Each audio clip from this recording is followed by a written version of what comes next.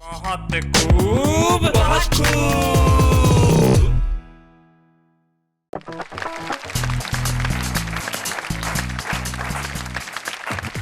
बहुत खूब के दर्शकों को आपके दोस्त शैलेश लोढ़ा का आदाब, सलाम, नमस्कार।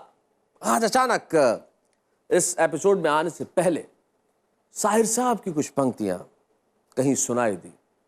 इतने सालों पहले उन्होंने यूं कहा था कि ये महलों, ये तख्तों, ये ताजों की दुनिया, ये इंसान के दुश्मन समाजों की दुनिया, ये दौलत के भूखे रिवाजों की दुनिया, ये दुनिया अगर मिल भी जाए तो क्या है, ये दुनिया अगर मिल भी जाए तो क्या है।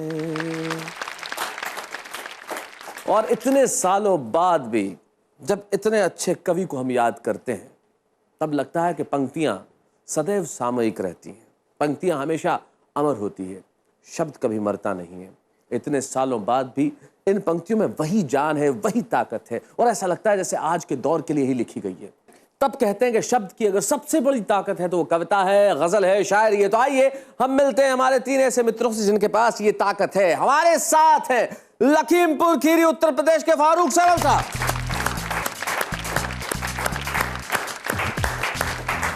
आइए फारूक साहब, कैसे हाल है आपके? सब प्रवाह है, मौज है। मौज है यार, मौज में ही रहना चाहिए, क्या बात है। फारूक साहब आपकी मौज में शरीक होने के लिए आ रहे हैं कानपुर के दिलीप दुबे।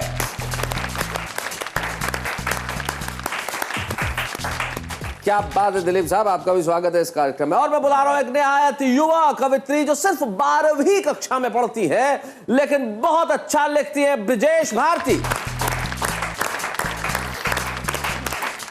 नमस्कार ब्रिजेश, कैसी हैं आप? बहुत बढ़िया है ब्रिजेश। तो हमारे साथ फारूक सरल हैं लेकिन बाकी दो भी सरल हैं, दोनों स्वभाव से सरल हैं, तो यानी कुल मिलाकर तीनों ही आज सरल हैं। बहुत खूब। तो भाई जैसा कि मैंने कहा कि आज हमारे साथ फारूक सरल हैं, दिलीप दुबे हैं और ब्रिजेश भारती, कुल मिलाकर तीनों सरल हैं। और जीवन में सरलता बड़ी कमाल की चीज है साहब। श्याम ज्वालामुखी हमारे एक मित्र थे, दुर्भाग्यवश हमारे बीच नहीं रहे, बहुत बढ़िया हास्य कवि थे। वो एक बहुत अच्छी बात कहते थे, जो कि बात सही भी है।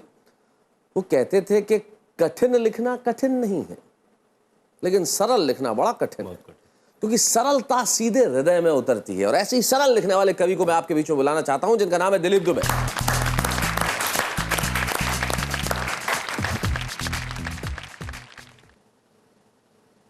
देखें मित्रों, राखी 3 प्रकार की होती है। अच्छा। एक राखी वो कि कोयला जल राखी भई, और एक राखी वो जो रक्षाबंधन को कलाई पर बांधी जाती है, और एक राखी वो जो राखी सावंत, जो बाबा रामदेव को बांधने को है तैयार।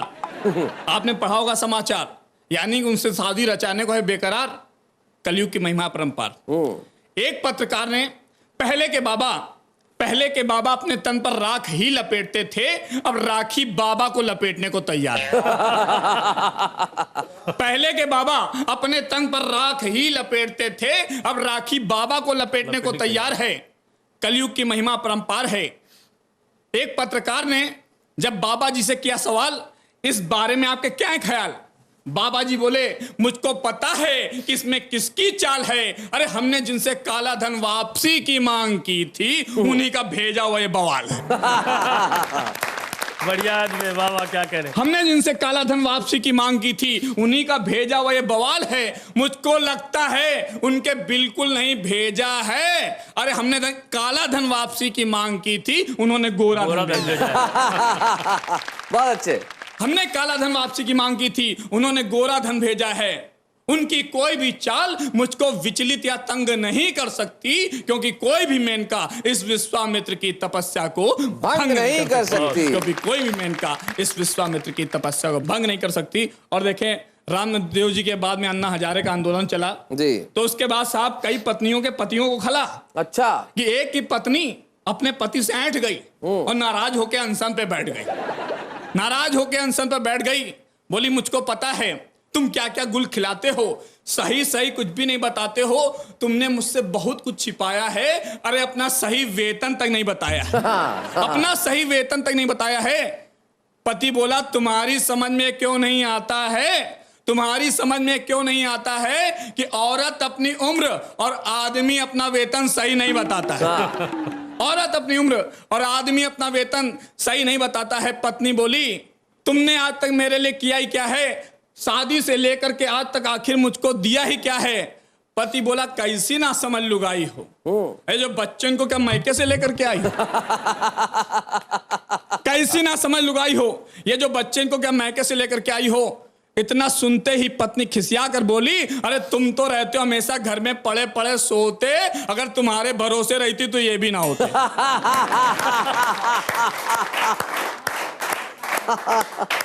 इतना सुनते ही पति का पतिपन सर्र से उतर गया और वह पैरों पर गिर गया। बोला अरे भाग्यवान तुम मुझसे मत हो खफा, मामले को करो यहीं पे रफा दफा। आज से तुम्हारे अनुसार ही हर कार का श्री गणेश होगा। अरे तुम्हारा हर आदेश मेरे लिए अध्यादेश होगा। बहुत बढ़िया। तुम्हारा हर आदेश मेरे लिए अध्यादेश होगा। मैं तो वह सब मजाक में कह रहा था। पत्नी बोली तो मैंने ही कौन सा सीरियसली कहा था। पत्नी बोली तो मैंने ही कौन सा सीरियसली कहा था, लेकिन हर बात को हवा में मत उड़ाओ। कुछ मेरी प्रेम से सुनो, कुछ अपनी प्रेम से सुनाओ, कुछ मेरी प्रेम से सुनो, कुछ अपनी प्रेम से सुनाओ। पति बोला ठीक कहती हो, आओ अब हम मिल करके जीवन की किताब का खोलें फिर से, प्रेम और मोहब्बत का नया पन्ना। आज से मैं भी अन्ना, तू भी अन्ना, मैं भी अन्ना। क्या कहने दिलीप, वाह वाह वाह। भाई बहुत बढ़िया। दिलीप दुबे ने कविता सुनाई पति पत्नी के संवाद के, भाई क्या बच्चे मैके से लेके आई हो, और बहुत बढ़िया। जैसे पत्नियां ऐसी बातें करती है और जब पत्नी अपनी पे उतर जाए ना दिलीप दुबे, तो फिर पति का वो हाल करती है जैसे एक पति का किया। एक पति थे, वो अपनी पत्नी को जब घर में मेहमान आते तो हमेशा आवाज देते थे, ओ मेरे 3 बच्चों की माँ जरा ठंडा पानी ला, ओ 3 बच्चों की माँ जरा ठंडा पानी ला, ओ 3 बच्चों की अम्मा ठंडा पानी ला। पत्नी काफी दिन तक तो सुनती रही। एक दिन फिर जवाब दे दिया, जैसे ही बोले ओ 3 बच्चों की माँ ठंडा पानी ला, बोले 3 में से 2 के बाप फ्रिज खराब पड़ा है। तो जब अपनी पे उतर आए तो गड़बड़ कर सकती है। लेकिन मैं अभी जाके लौट के आता हूं, तब तक आप कुछ गड़बड़ मत कीजिएगा, कहिएगा बहुत खूब।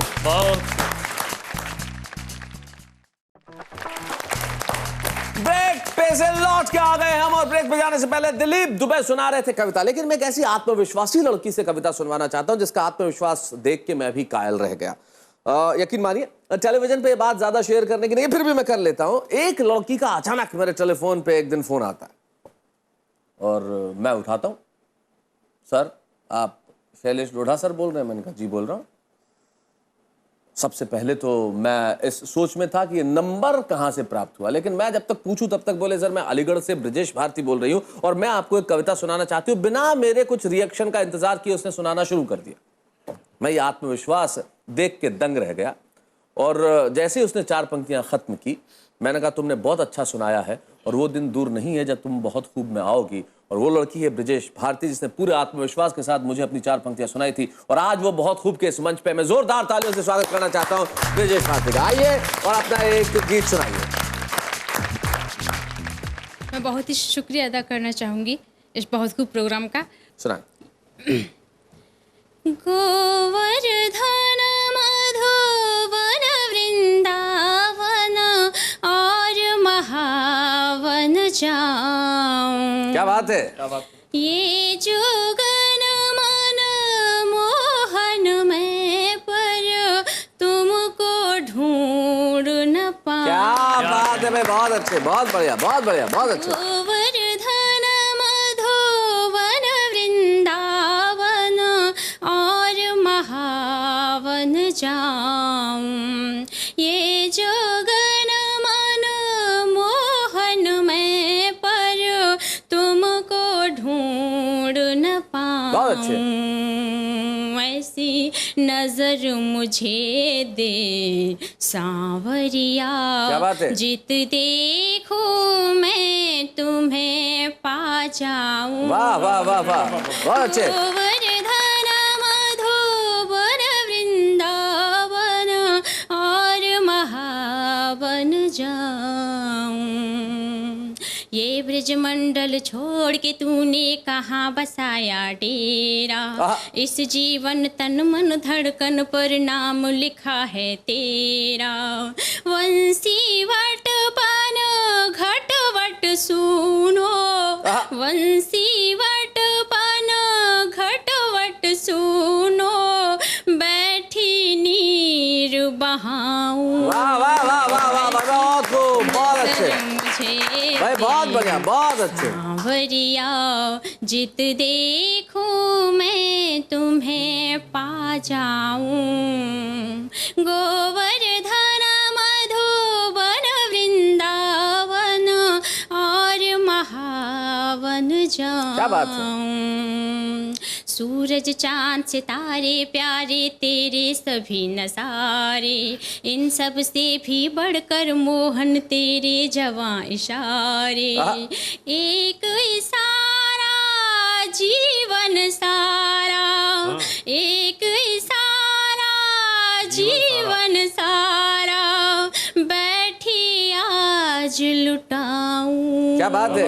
ऐसी नजर मुझे दे सांवरिया, जित देखूं मैं तुम्हें पा जाऊं, गोवर्धन मधुबन वृंदावन और महावन बहुत अच्छे। जाऊं। ना श्रद्धा प्रज्ञाता पूजा ना है कोई सहारा, बढ़ती ही जाती है मोहन मेरी पागल धारा। ये धारा मेरे जीवन की, ये धारा मेरे जीवन की, तुझ पे आन चढ़ाऊं। हाय हाय हाय हाय, क्या बात है। नजर मुझे दे सांवरिया, जित देखूं मैं तुम्हें पा जाऊं, गोवर्धन मधुबन वृंदावन और महावन जाऊं। ये जो गण मन मोहन में पर तुमको ढूंढ न पाऊं, ऐसी नजर मुझे दे सांवरिया। सांवरिया, क्या बात है। जित देखूं मैं तुम्हें पा जाऊं। वाह वाह भाई वाह वाह वाह वाह वाह भाई, बहुत खूब, क्या बात है, बहुत खूब, बहुत बढ़िया ब्रजेश जी, बहुत बहुत बढ़िया ब्रजेश भारती। इस बालिका ने, इस गीत में लगभग सभी डूब गए थे। अद्भुत, क्या बात है। मनमोहन श्री कृष्ण की छवि बिल्कुल आंखों के आगे साकार हो उठी, और सचमुच प्रेम हो तो ऐसा। जब जीवन का महत्व, जीवन का संदेश देने पे आए तो भगवत गीता रच दें। जब दुरात्माओं का अंत करें तो हाथ में सुदर्शन चक्र ले लें, एक उंगली पे पहाड़ उठा लें, नाग का मर्दन कर दें, कंस को मार डालें और गोपियों को अपने मोह पाश में बांधने वाले श्री कृष्ण। एक बहुत छोटी सी बात मुझे याद आती है। राधा जी एक दिन श्री कृष्ण से पूछती है कि प्रेम तो मैंने आपसे इतना किया, अनंत किया, और आपने विवाह रुक्मिणी से कर लिया, ऐसा क्यों?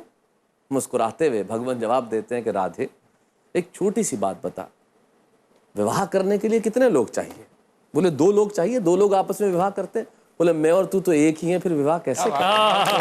ये होती है प्रेम की पराकाष्ठा, ये होता है अनंत प्रेम, और आपका अनंत प्रेम हमसे यूं ही बना रहेगा। ब्रेक के बाद भी बहुत खूब में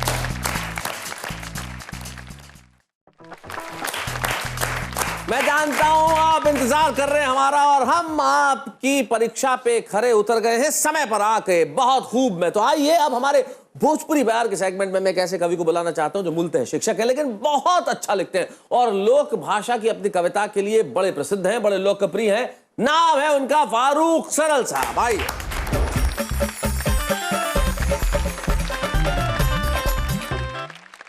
कि तारे गिन रतिया गुजारे रहो ननदी, तारे गिन रतिया गुजारे रहो ननदी, थोड़े दिन और मन मारे रहो ननदी, थोड़े दिन क्या बात है, मन मारे रहो ननदी, थोड़े दिन और।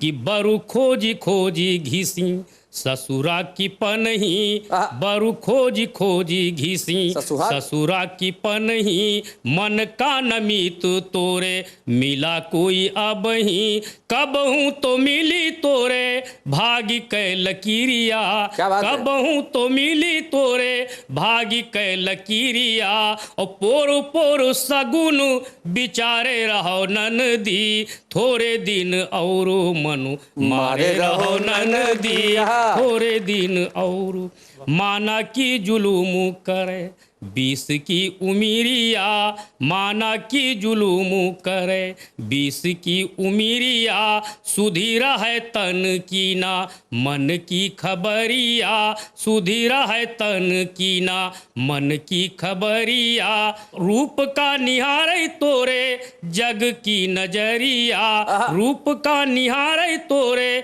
जग की नजरिया और 4 दिन आचरा संभारे रहो ननदी थोड़े दिन और मनु मारे रहो ननदी थोड़े दिन। अंतिम है जी कि घोड़ी पे कुंवर कोई बांधी के पगरिया घोड़ी पे कुंवर कोई बांधी के पगरिया एक दिन आई है तोरी प्रीति कै नगरिया ओ डोलिया पे चढ़ी कै तू जई है ससुररिया डोलिया पे चढ़ी कै तू जई है ससुररिया मीठे मीठे सपन संवारे रहो ननदी थोड़े दिन और मन मारे रहो ननदी। भाई क्या बात है भाई, बहुत बढ़िया।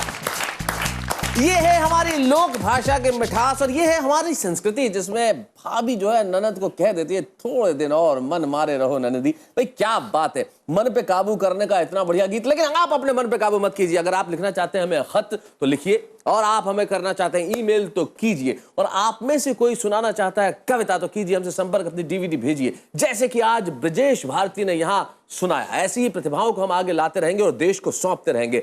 ब्रजेश भारती को इस देश को सौंपते हुए हम गौरव महसूस कर रहे हैं। ब्रजेश को आज हम आपको सौंप रहे हैं। आप में से बहुत सारी प्रतिभाएं जो यहाँ आ सकती हैं और इस मंच से देश भर में अपना नाम कमा सकती है। आज एक ही शेर कहना चाहता हूं कि हमने खुशबू के बंद खोल दिए, हमने खुशबू के बंद खोल दिए, अब हवा तेरी जिम्मेदारी है।